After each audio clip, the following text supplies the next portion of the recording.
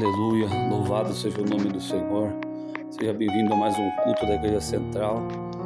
Nesta noite de hoje nós vamos ter uma palavra breve para que possamos ir à Igreja do Senhor, realizarmos o nosso compromisso com Deus. Aleluia, a palavra que o Senhor tem para nós está no livro de Apocalipse.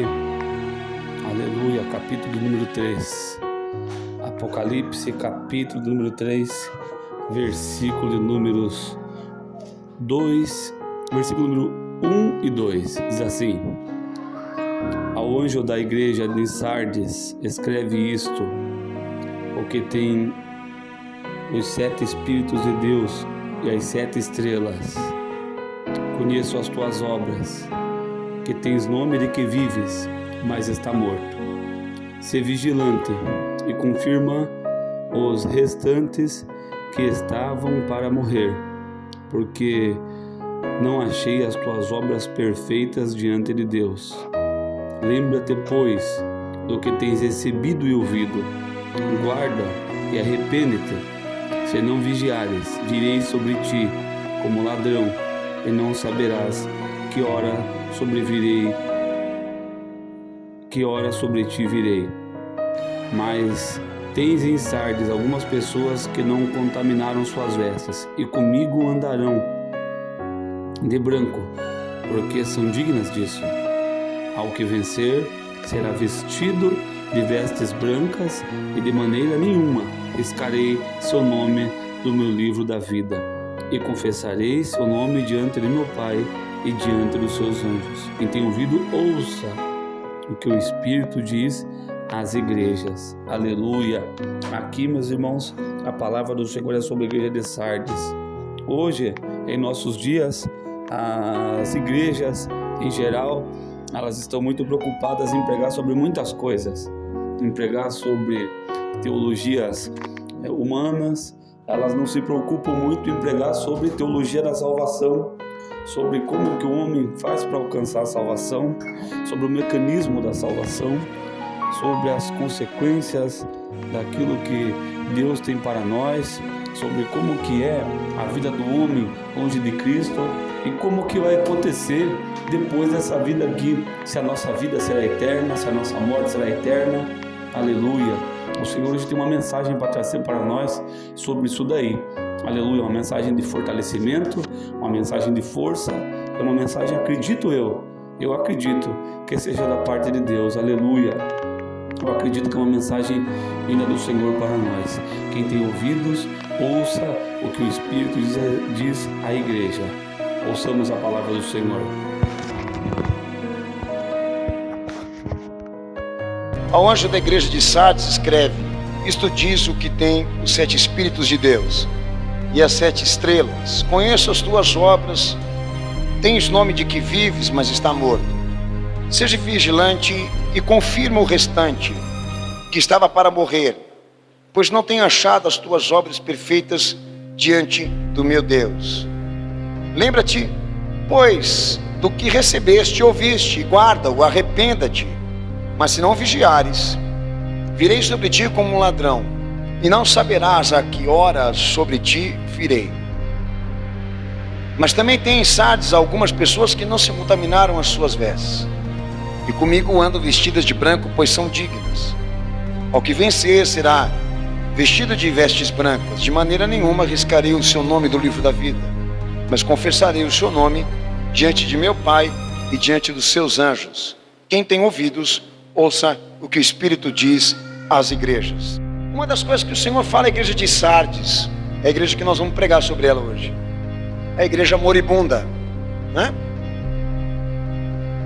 Caiu ali a acusação do Senhor sobre ela, que Sardes era uma igreja que ela estava morta. Então Sardes aí no texto apocalíptico não é tratado como cidade, como civilização, que também era, mas como igreja, como povo evangélico, para você poder entender melhor. Então Sardes aí no texto quer dizer aquela cujo somente o nome tinha vida.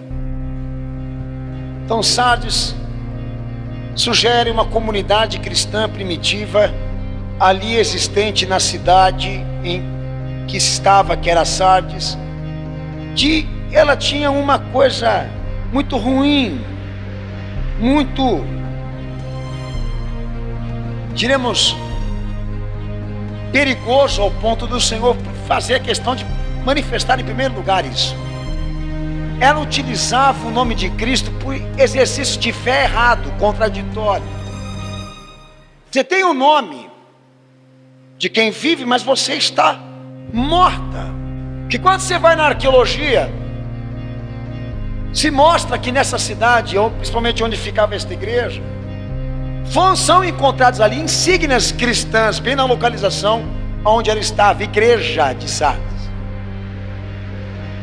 Então esta acusação que o Senhor faz contra ela é de que ela exatamente estava pegando o nome de Cristo para fazer coisa errada, ilegítimas, usando as inscrições da cruz, as insígnias da cruz, como muita gente já fez ao longo da história, para status, para gerar reputação, como é feito hoje.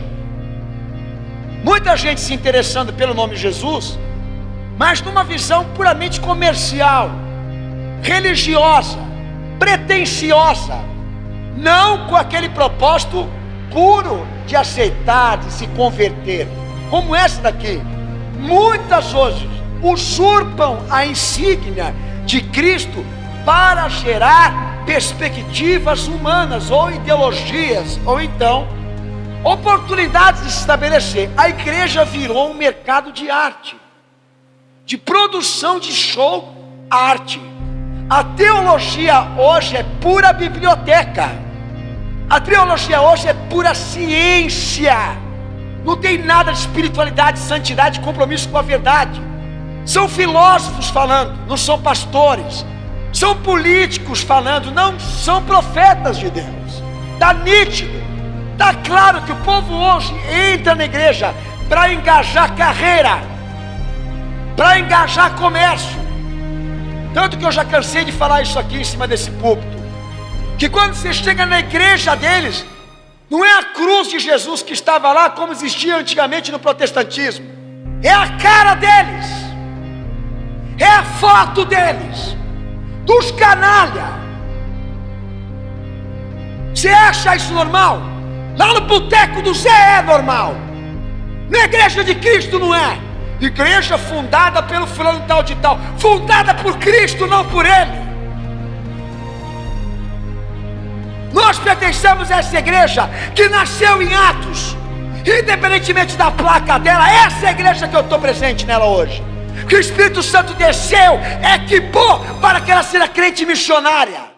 Igreja cristã evangélica, status, movimento evangélico, pura reputação comercial, não está tendo utilidade nenhuma, não salga, não tem referência, não tem natureza, não tem identidade, não tem visão própria. Ela vai conforme os interesses, ela se articula, é lobismo. Sabe como é que é? Ela entra onde rende, ela está onde rende. Você é isso? Pegou o nome de Cristo, tem que corresponder. Lê o texto, 1 Pedro capítulo 4, versículo 14. Então, filho, você utiliza o nome de Cristo como propósito de vida, você precisa corresponder à expressão disso, à natureza dessa obra, à pessoa dele. Se você pega o nome de Cristo sem verdade, sem conteúdo, sem obediência, sem essência, sem lealdade, você é uma fraude, você é um fraudador. Você está cometendo crime com o reino de Deus. E foi o que essa igreja realmente fez. Ela acreditava que ela poderia ser bem sucedida na cidade dela, tendo o nome de igreja cristã. Ela entendeu que ela poderia ser bem acolhida e aceita pelo mundo político e econômico como foi, por ser considerada uma igreja religiosa, de procedimento cristão, de tendência cristã, na visão religiosa. Mas não tinha propósito nenhum de se adaptar, de se aprimorar, de obedecer, de ser o que Deus quer. Então Jesus pegou e notificou e caracterizou ela como sendo o quê? Uma fraude. Então há como sim nós criarmos no universo da salvação de Cristo um boneco virtual, uma salvação puramente ficciosa, ficção, sabe? Marte, ET, extraterrestre, é a mesma idiotice do cara que pensa que vai para o céu sem base de vida, sem testemunho de vida. Ele pegou o nome de Jesus, a plaqueta, para se suceder, não para se converter, para se suceder, não para ser um crente fiel. É o erro da sociedade evangélica hoje, acreditar que ela não vai ter penalidades e consequências pelo uso errado do nome, por não ser leal ao nome, por não corresponder à legitimidade como a Bíblia exige. Estão achando que não vão ser penalizados por brincarem com a fé, por usurparem esse nome, como estão fazendo agora, como o catolicismo fez por grandes anos, por inúmeros anos, botando na cabeça dos plebeus que a cruz representava uma conquista patrimonial. E quanta gente não morreu dessa peregrinação de relíquias ou conquista de relíquias para os papas? Quanta gente não morreu por esse idealismo de querer tornar a cruz de Cristo uma autoridade da igreja, do líder, um poder para a igreja, e muita gente indo para o campo da guerrilha, para o campo do idealismo, para morrer por uma causa que era puramente humana. E é o principal reflexo de uma hereditariedade que a gente vem recebendo como cultura religiosa, de gente que não dá a mínima, não quer nem saber, entra dentro da igreja e o que vier tá bom. O que ele quer na verdade é se sentir bem, o que ele quer na verdade é se sentir um maioral, é trabalhar a autoestima metafísica como essa daqui fez, usar o nome de Cristo para se estabelecer e não para se converter. Então, se você quer saber uma coisa que Jesus ficaria irado, é saber que você está usando o nome dele de maneira errada, filho. Dizer Sardes também quer dizer aquela por Cristo que agora está caracterizada espiritualmente como morta. Fala morta. Igreja morta. Sabe o que quer dizer? Ausente de respostas, sem atividade, inativo, inato, sem relação alguma com a fé, sem vida com a fé, sem nascimento, sem registro com Cristo. Quando falar Sardes, o céu diz: nós não conhecemos esse nome, não sabemos quem é essa igreja, não sabemos aqueles que estão lá dentro, porque ela está morta. Se você for investigar só essa palavra, ela tem um peso doutrinário tremendo sobre essa igreja, e como que o som foi duro e severo com ela. Já pensou você, na medida da tua caminhada com Cristo, e descobrir que você não é conhecido lá onde mais nos interessa agora, onde Cristo está? Como Laodiceia foi notificada da mesma forma, como muitos estão hoje aqui, estão aqui, mas para Cristo são ausentes, não têm atividade com a fé, não têm registro, não nasceram de novo, não têm experiência da regeneração, são fraudes. Abre João capítulo 8, versículo 24. Vou falar um pouquinho sobre esse texto. Mas Sardes, ela, para Cristo, estava caída na influência da cidade em que habitava, estava mundo, civilização, sociedade pecaminosa. Ela havia cedido, caído, estava completamente comprometida pelas iniquidades do mundo em que ela habitava. Então Sardes, na teologia bíblica, passou a representar uma contradição, representar no seguinte sinônimo: a pretensão injustificável. Sabe o que é ser uma pretensão injustificável? Usar a graça, como Paulo disse, para o liberalismo. Jesus morreu por mim, como querem dizer, agora, mesmo que eu peque, mesmo que eu transgride, mesmo que eu me suje, eu estou salvo, porque ele morreu por mim.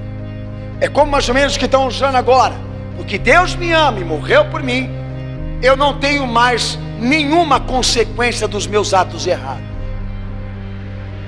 A sociedade vive dessa expectativa lá. Ela usa a graça como uma pretensão de querer exatamente elaborar mais ainda trajetórias de iniquidade. Quantos que não estão dentro da igreja, assegurados porque estão dentro da igreja de que são salvos, vivendo uma vida pecaminosa, cheia de iniquidade.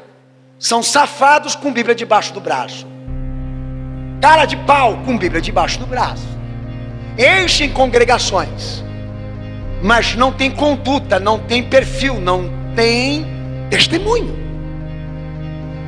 Sardes é sinônimo também de promessa não cumprida, imagem sem realidade, confiança que anuncia ruínas. Então aí no texto de João 8, capítulo 24, capítulo 8, versículo 24, o Senhor ele chega para diante dos judeus e diz o que para eles? Que se eles não crescem nele, eles não conseguiriam se libertar da iniquidade, morreriam. Quer dizer, se manteriam na condição pecaminosa em que estavam, e também na condição de condenação da qual também estavam. Então o que é a qualificadora morte para nós aqui espiritualmente como cristãos? Uma pessoa que está inativa, sem registro, que não conseguiu desenvolver algo para Cristo que fosse recebido. Então ele vai diante da igreja e pede a ela vigilância. E vigilância no quê? Que ela lembrasse de tudo aquilo que ela havia recebido por ensinamento. E qual é um dos principais fundamentos da salvação de Cristo? Que o homem, o ímpio, o pecador, aquele que é transgressor, que ele creia que Jesus é um plano vivo de Deus para a sua salvação. Porque se ele crer que Jesus é um plano vivo de Deus para salvá-lo da condenação, obrigatoriamente ele vai precisar ceder em sua própria justiça, ele vai precisar se humilhar, ele vai precisar se arrepender e criar propósitos de perspectivas com Deus dentro da mudança. A teologia da salvação, ela começa em 3 princípios básicos: ato, fato e consumação. Ato, Deus amou o mundo e deu um filho para te salvar. Fato, Ele te deu uma regra para você obedecer. Consumação, Ele virá para te buscar.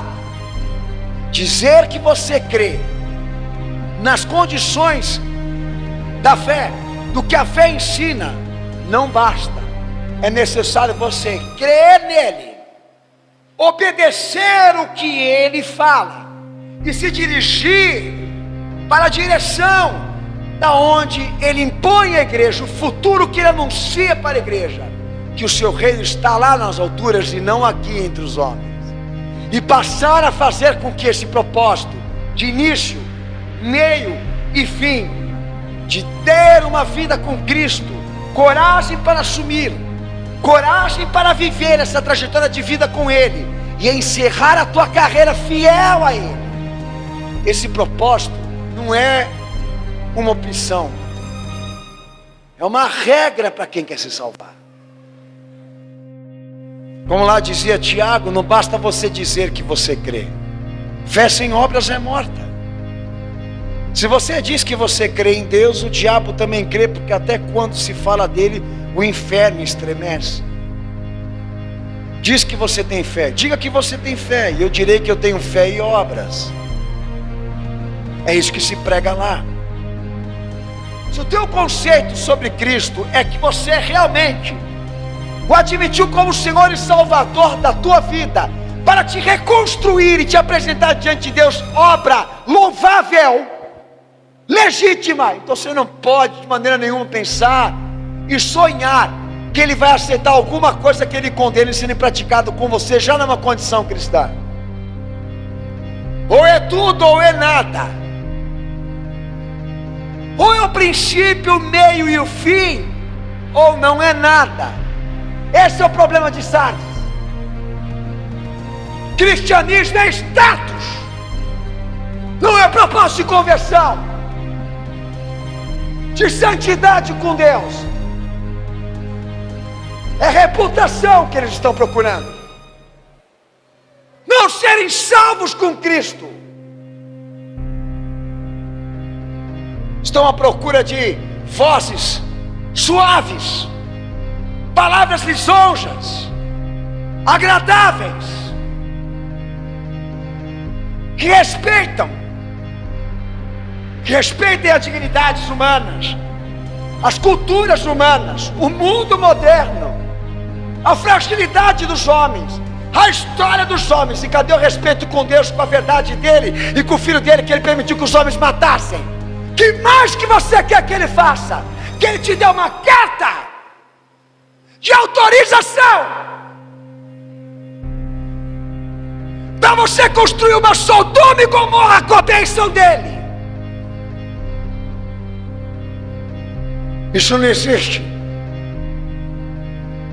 Porque a cruz da qual meu Senhor foi crucificado é um dos maiores decretos do amor que Deus tem pelo pecador, mas do quanto ele abomina o pecado, do quanto ele rejeita a iniquidade que afastou Adão, que amaldiçoou Adão, e que Jesus veio para consertar.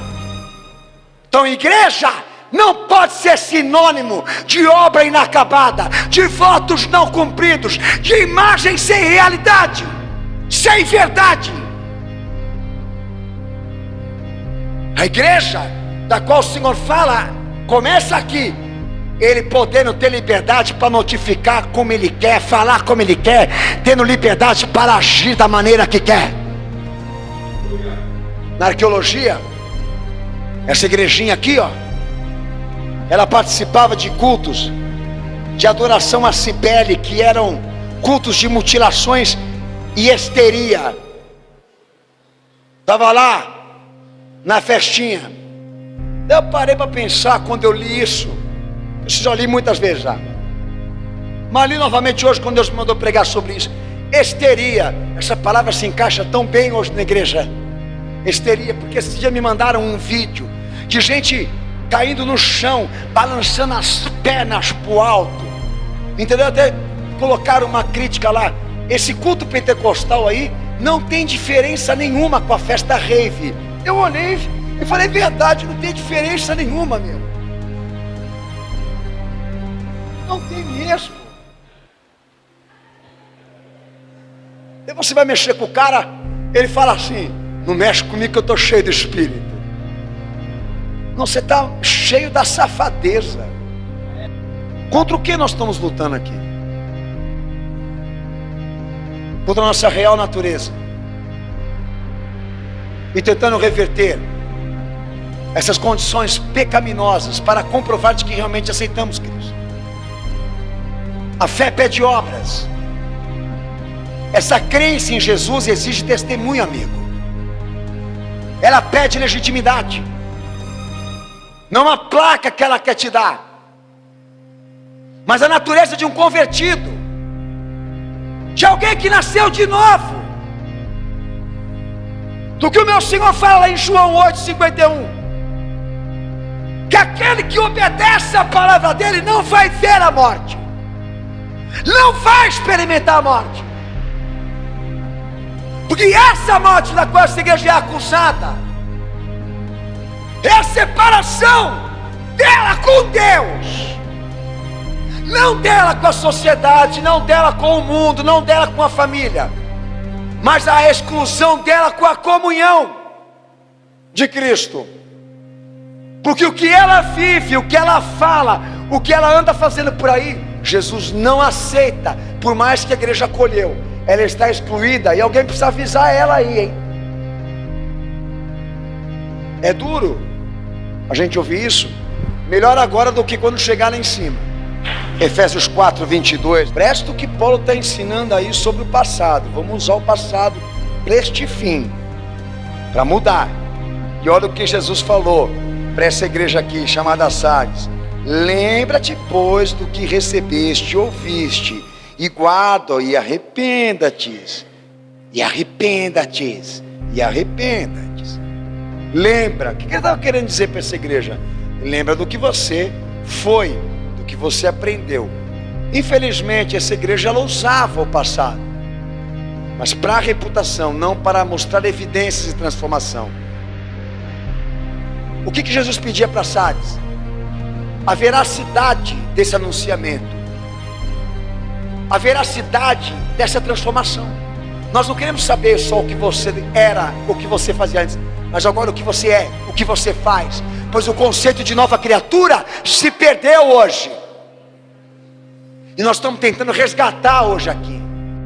Não vamos perder o foco não. Jesus morreu por nós, para que nós andemos em novidade de vida. Ele deu a sua vida, para que nós pudéssemos ter vida. E sabe qual é a marca da igreja? É o que ela era e o que ela faz agora. Daí lá em Gálatas 2:18, e Paulo ele entra no mérito de que se nós derrubamos aquilo que nós construímos com Cristo, nós nos constituímos o quê? Transgressores. Aleluia, louvado seja o nome do Senhor. Graças a Deus por essa mensagem. Acredito eu que veio da parte de Deus. Que o Senhor esteja nos despertando, todos nós. A palavra nunca vai ser do pregador para a igreja. A palavra é de Deus para a sua igreja. Coitado de nós, se nós pensamos que estamos trazendo uma palavra para fortalecer alguém, ou estamos trazendo uma coisa da nossa parte para alguém. Essas coisas têm que vir da parte de Deus para a sua igreja. Serve para a igreja, serve para nós. Quando Deus traz uma palavra de repreensão como esta, uma palavra de alerta como esta, é uma palavra para mim também, para a minha vida também. Aleluia, o Senhor quer nos despertar, quer nos ajudar. Que Deus te abençoe. Vamos orar. Pai, em nome de Jesus, obrigado por esta mensagem, Pai. Nesse momento vamos nos dirigir para a sua igreja. Tenha misericórdia de nós, Pai, e abençoa teu povo. Em nome de Jesus. Amém.